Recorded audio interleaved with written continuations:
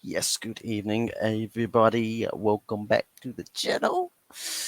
I should be live right now. I should be doing a live this evening. I said that I would be doing a live, but unfortunately, life matters. Life matters. Was out for dinner celebrating my father's birthday, so happy birthday, pops. Happy birthday. But I did promise myself that I would put something out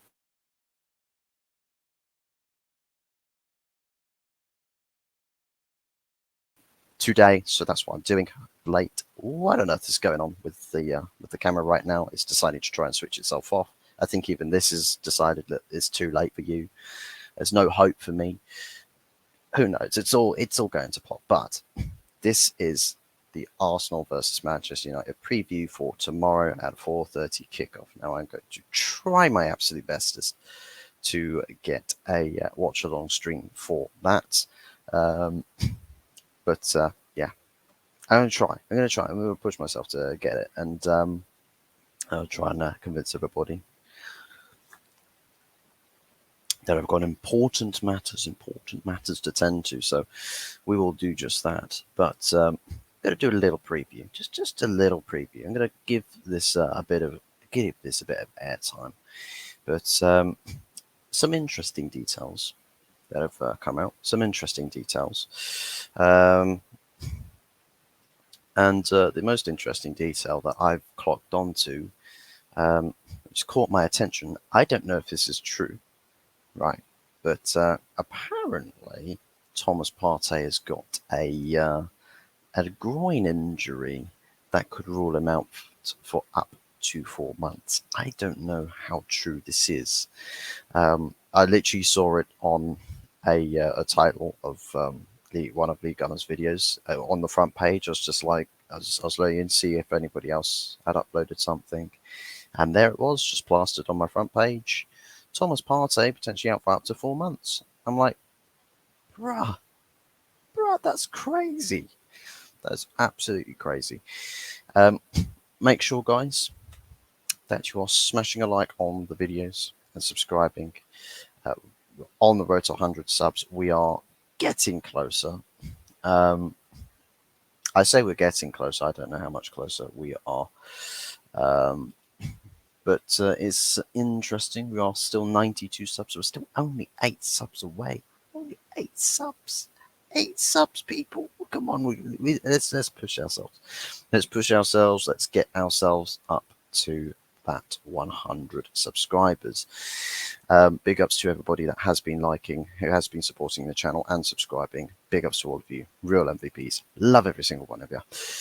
But anyways, onto the game that we got tomorrow. Now, let's say after the Tottenham game, we're down in the dumps. We're feeling absolutely awful, right? We are. We're feeling absolutely woeful. We're thinking nothing else can possibly go wrong. We've got Nottingham Forest in the next game. God, Lord, please help us. We play against Nottingham Forest. We actually play a lot better than we had done in the first 2 games, still with some glaring issues, massive issues. But I'll tell you what, now we're going to the Arsenal game, and the mood to me is kind of shifted a little bit. It's kind of shifted. I think as we're getting closer to this game, I feel like there's a lot less confidence. Like the confidence has sort of drained itself a bit from the Arsenal perspective, but confidence is also built up on the United perspective. I think that with the way things are going, is trying to balance the scales more in United's favour, despite it being that 2 weeks ago, this was, to me, might as well have been a write-off because it's United at the moment. We are really poor, not playing well. It's an away game, big game, big stadium, big team. It was just written in the stars that United would lose it.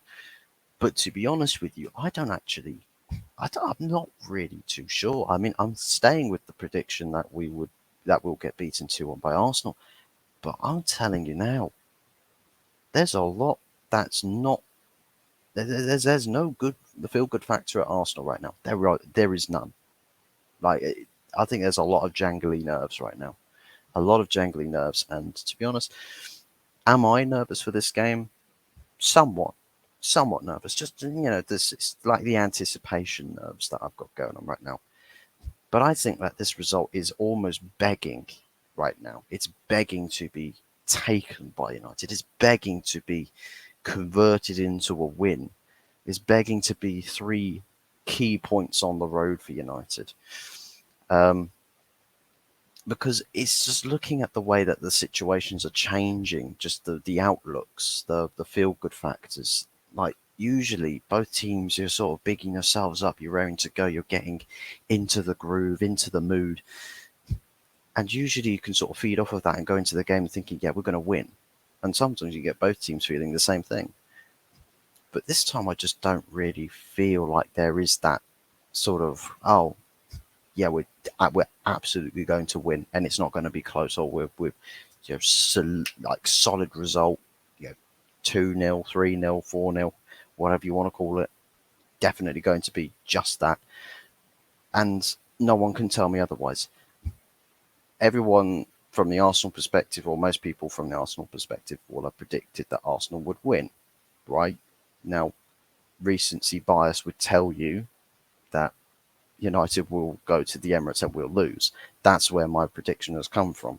Is that recency bias on a results basis? You kind of can't really ignore that on the basis of how we're playing, but also how we approach our away games. But things for Arsenal are really, really not that good. Really not good at all. I'm just going to read out quickly the travelling squad, confirmed travelling squad going to Arsenal. So the goalkeepers, we've got Bayendier, Onana, Vitek, the three goalkeepers. We've got Dalot, Evans, Lindelof, Maguire, Martinez, Reguilon, Wan-Bissaka as the defenders. So maybe we'll get Reguilon playing at left back. But to be honest, I still think it will probably be Diogo Dalot to start at left back. We might see him come on later on in the game. We'll have to see. So midfielders, we've got Casemiro, Eriksen, Hannibal, Fernandez, Gore. Literally 5 midfielders. Only 5. And then we've got a lot more forwards in the form of Anthony, Højlund, Garnacho, Martial, Rashford, and Pellistri. So we've got options. Højlund is set to make the bench. I believe it will be the bench and not starting because, let's be real, you'll want to just use Højlund for the sake of energy and just having a bit of input late in the game, a bit of threat at the end of the game, because I'm not really too sure on how Ten Hag's feeling about this squad's attacking threat once we get to the later stages. I think you want to have a persistent threat available to him. I think if you're opting for Martial, and I believe I'm going to go through the team that I think we will go and start against Arsenal in just a second, but based off of this squad, I think it's sort of no nonsense with this. Not like I think it's a bit of as much of a no nonsense squad that you can take. We've got some young players in there. We've literally only got three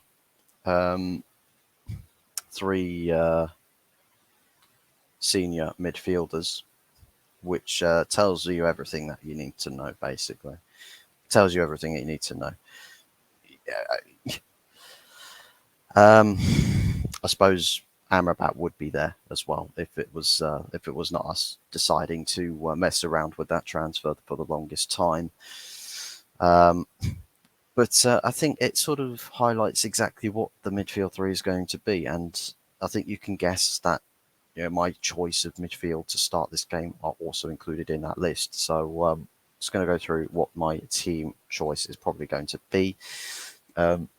So in goal, we've got Onana, of course. It's not really up for any debate at all. For left back, I've gone with Dalot. I think based on the fact that he started against Forest, I think if you just chuck Reguilon in there, it's a big game to do so. And I wouldn't want to throw Reguilon right into the thick of it.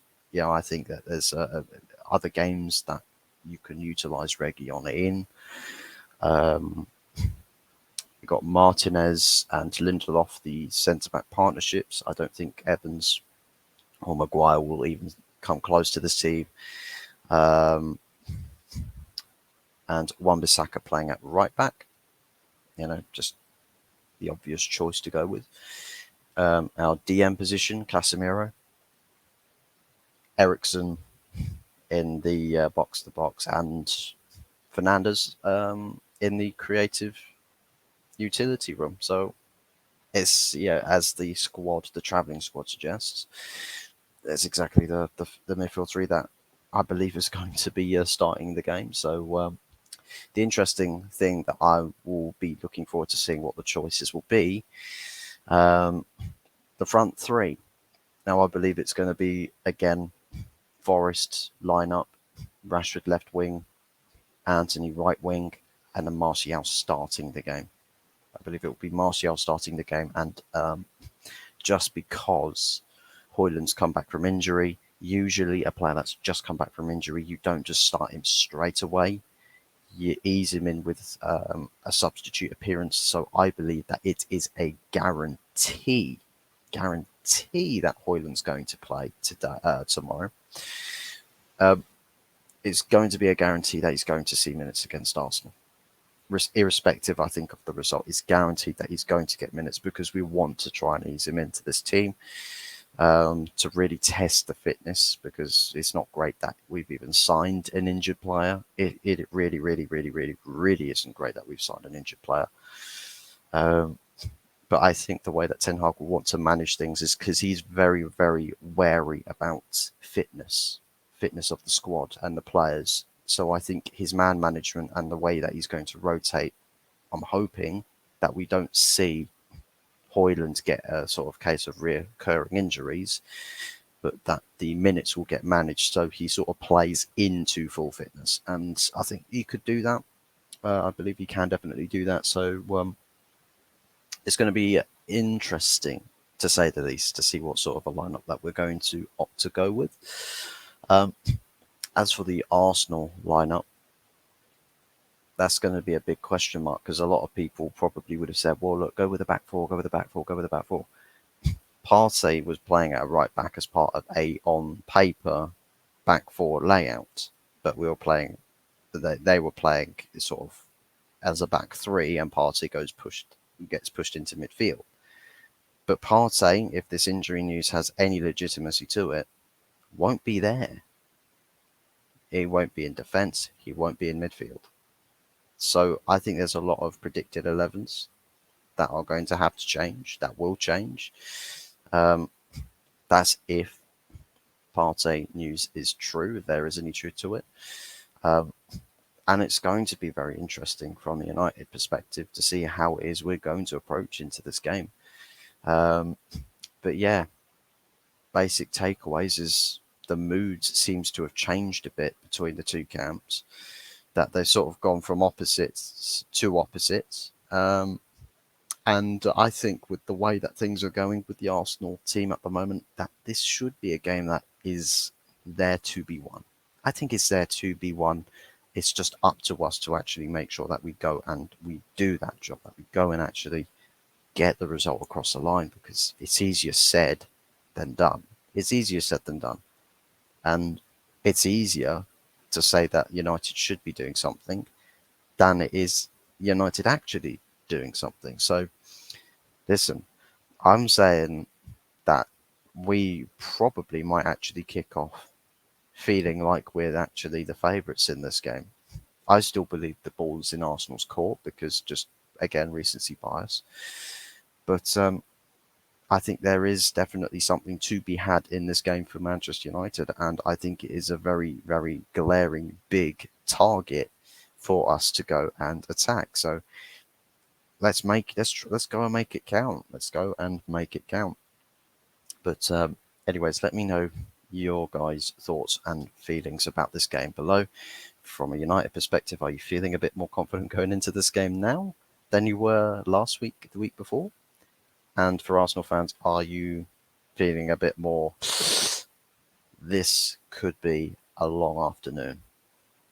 Let me know in the comment section, how are you guys feeling? How nervous are you? And what do you reckon the scoreline's going to be? I'm sticking to my guns that it's going to be an Arsenal win. I don't want it to be, but I will probably not. I won't be so surprised if we do get the win. I won't be so surprised. I won't sit there and go, "Oh my god, we actually won! We oh my god, I can't believe." I'll say, "Well, to be fair, it was looking like it should be a game for United to take, but on the basis of recency bias and just the way that United are away from home, I think Arsenal usually they're up for it." But it's going to be it's going to be interesting. I think now is a perfect opportunity for Arsenal to actually field a proper back line. Ben White can probably go and play right back now. Gabriel can probably come back into the team, pair up with Saliba, and perhaps Zinchenko on the left back position. And then it's probably going to be Ramsdale in goal. Let's be real. It's probably going to be Ramsdale in goal. The big question is going to be that midfield. Kai Havertz is probably going to play in that. I think Declan Rice and probably either Fabio. No, not Fabio Vieira. Who am I kidding? It's going to be Martin Odegaard, isn't it? Kai Havertz, Declan Rice, Martin Odegaard. I think that's probably going to be the midfield that he goes with. As for the attack, there's it's a bit of a selection dilemma. Does Martinelli start? Does Trossard start? Or is it, does Trossard start? Or does Jesus start? Bit of a selection dilemma in the Arsenal attack as well. So, again, let me know your guys' thoughts and feelings in the comment section below. Make sure you're liking the video, subscribing if you haven't done so already. Let's get on with tomorrow. Anyways, thank you very much for watching, and we'll be seeing you tomorrow. All the best. Take care. Goodbye, and God bless. Mwah.